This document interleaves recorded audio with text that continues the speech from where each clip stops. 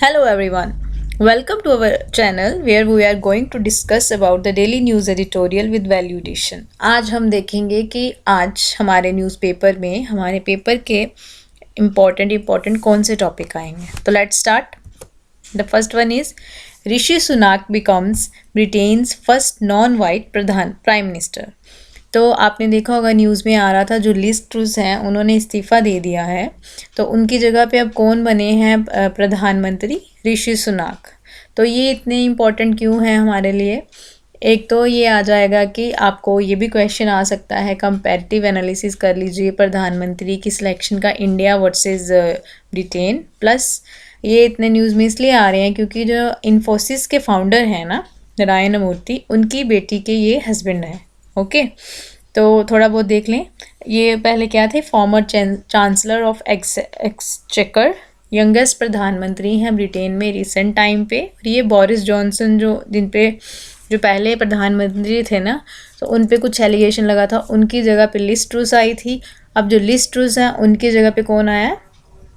ऋषि Sunak. Okay, तो ऋषि सुनाक जो हैं वो 42 ईयर्स के हैं, इंडियन डिसेंट के हैं. और इनके जो पेरेंट्स थे वो ईस्ट अफ्रीका में थे and they migrated to Britain. तो वहाँ से इनका ये इन्वेस्टमेंट से शुरू होके इनका जो बिजनेस इन्वेस्टमेंट फील्ड में थे पहले, फिर धीरे धीरे करके वो चांसलर बने एंड देन कम्स प्रधानमंत्री. Okay, and next is case study. पहले आज हमारे न्यूज़पेपर में आई है केस स्टडी, जो कि आंध्र प्रदेश के जो ट्राइबल बेल्ट है ना, वहाँ पे क्या हुआ है कि कुछ दो केसेस आए हैं. एक तो आया है कि कोई लेडी थी कोपरा राधा, उनकी जो डिलीवरी की बहुत प्रॉब्लम आई. क्योंकि उनका जो मेडिकल फैसिलिटीज़ हैं उनको वहाँ पे अवेलेबल नहीं है. ठीक है, तो उनकी डिलीवरी जो है उन्होंने डोली में ही कर दी. जो पालकी उनका रूट वो लेके जा रहे थे, तो वो वैसे बच गई हैं.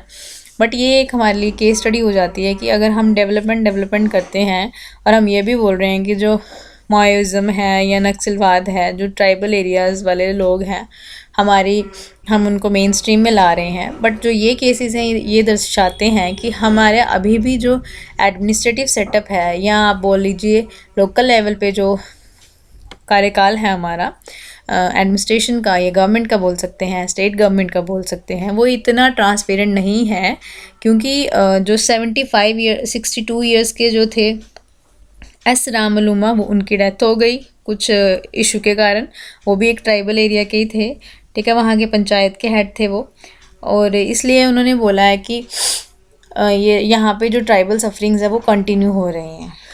ठीक है, तो जो on the part of the administrator हैं, वहाँ के जो डिस्ट्रिक्ट कलेक्टर हैं, उन्होंने कहा है कि इम्प्रूवमेंट तो हो रही थी, बट जो माइस इंसर्जेंसी है बार बार हो जाती है, तो हम फिर से घूम फिर के वहीं पे आ जाते हैं.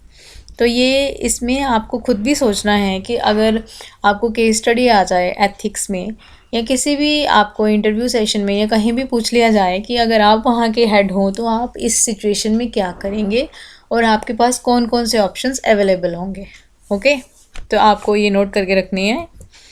देन हमारा जो एडिटोरियल आया उसमें आया है कि रिन्यूएबल एनर्जी का जो रेवोल्यूशन है वो कहाँ से शुरू हुआ था. वो एग्रीकल्चर में हमने शुरू किया था.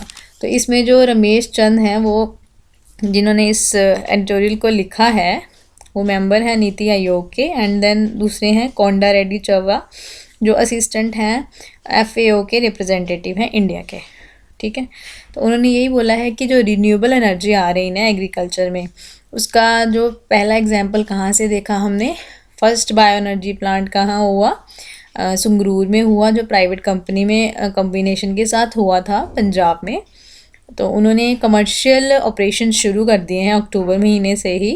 And it will produce compressed biogas CBG. कहाँ से? From paddy straw.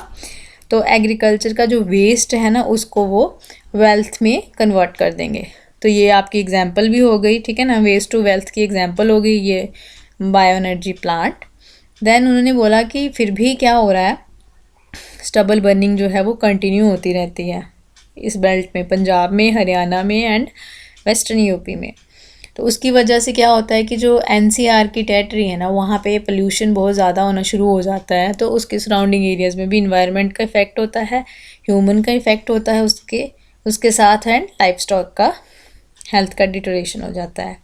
तो इन्होंने क्या बोला कि गवर्नमेंट ने कुछ मेजर्स भी लिए हैं थ्रू CAQM, ठीक है, commission for air quality management, जो उन्होंने NCR में ली थी।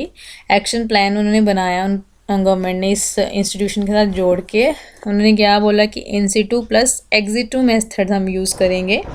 तो in situ में क्या होएगा कि पैडी स्ट्रा जो है उसको हम इन्वॉल्व करेंगे और स्टबल को इन्वॉल्व करेंगे सॉइल में, ताकि जो क्रॉप रेजिड्यू मैनेजमेंट है वो हो सके under ministry of agriculture and farmers welfare.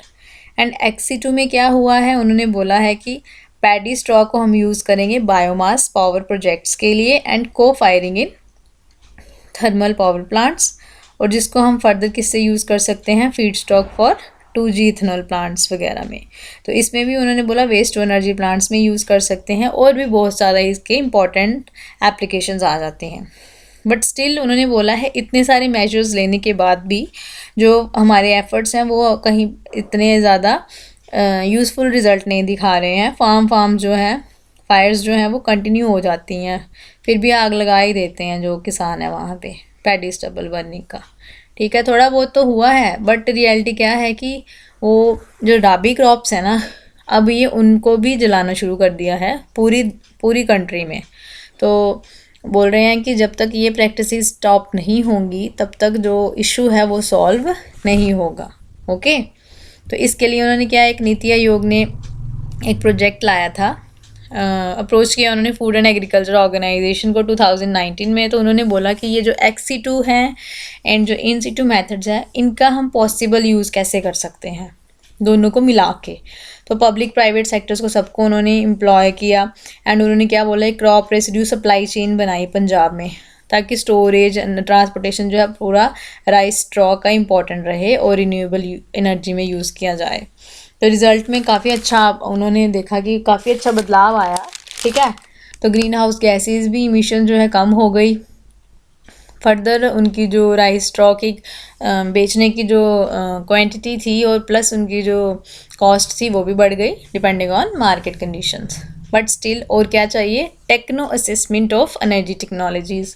उसमें क्या होगा, टेक्नोलॉजी का यूज़ करेंगे, पैलेट्स यूज़ कर सकते हैं कोल की जगह, ठीक है ना, छोटी छोटी टिक्कियाँ उसी मटेरियल की जो कि इतनी पोल्यूशन कॉज ना करें, और CBT को हम as a transportation fuel use करें ताकि जो इमिशंस है वो कम हो जाएं।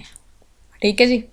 देन कम्स स्टार्ट, ये आपने न्यूज़ में भी देखा होगा, अपने पेपर्स में भी देखा होगा, वो पूछते हैं sustainable alternative towards affordable transportation क्या चीज़ है। ये एक स्कीम है, वो भी इसी के गवर्नमेंट ऑफ इंडिया ने बनाई है 5% CBG प्रोडक्शन के लिए। ओके, ये वहाँ पे यूज़ हो रही है। तो इसकी एग्जांपल कहाँ आप लिख सकते हैं, बायो CNG प्लांट भूतल कलां विलेज जो है पंजाब में, वहाँ यूज़ हो रही है। तो पैडी फील्ड्स में यूज़ कर रहे हैं, और जो इमिशंस हैं ना कार्बन डाइऑक्साइड की, वो कितनी कम कर रहे हैं, 1.5 lakh tonne per year. Okay, तो इससे बहुत ज़्यादा बेनिफिट हो जाएगा, है ना।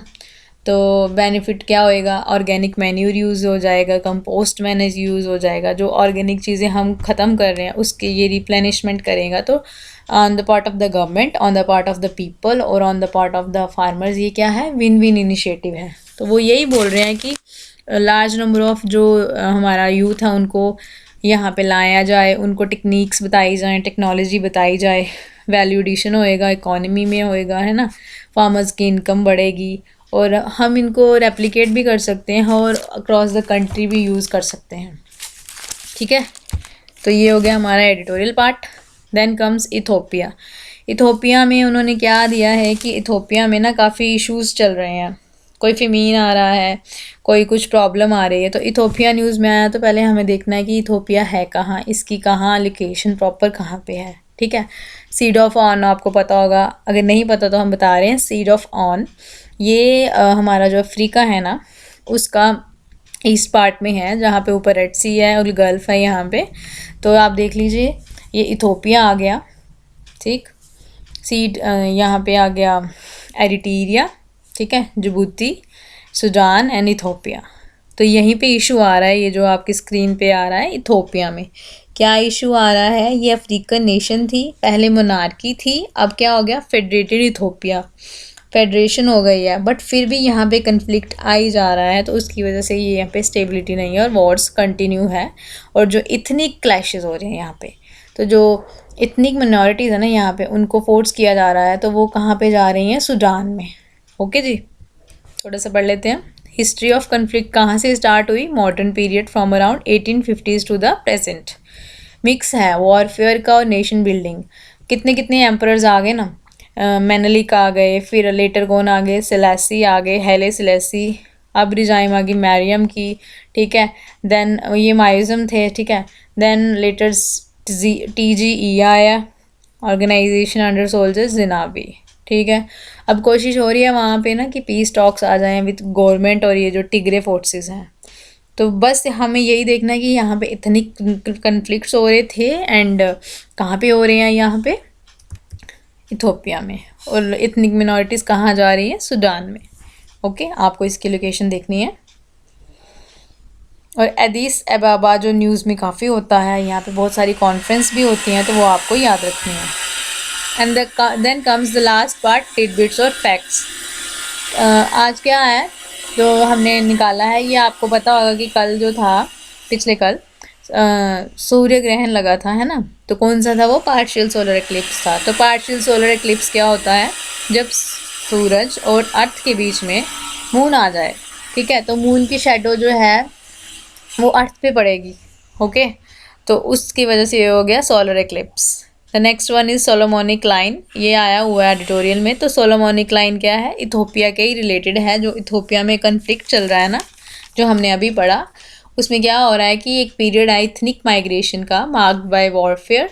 इथोपिया जो एम्पीरियल स्टेट थी वो ग्रेजुअली वीकन हो गई, ठीक है। रीजनल और रिलीजियस जो है राइवलरीज आ गई, उसकी वजह से ये सक्सेसर लाइन्स जो वीक आई और कन्फ्लिक्ट बढ़ता गया। Then comes Competition Commission of India. ये कौन सी बॉडी है? क्वाजी जुडिशियल बॉडी है। इसमें एक चेयरपर्सन है और 6 मेंबर्स होते हैं। और मेनली ये प्रोहिबिट क्या करती है? Anti competitive agreements.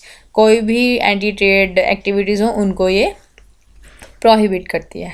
और एक और आया न्यूज़ में कि ना कुछ 2 आइडल्स थे, मूर्तियाँ थी, जो कहाँ से, कौन से इरा की है? वो हैं चोला इरा की। तो वो USA से ट्रेस्ड हुई हैं। ओके, तो कौन कौन सी हैं वो? एक तो है सोम स्कंदा आइडल, एंड दूसरा कौन सा है?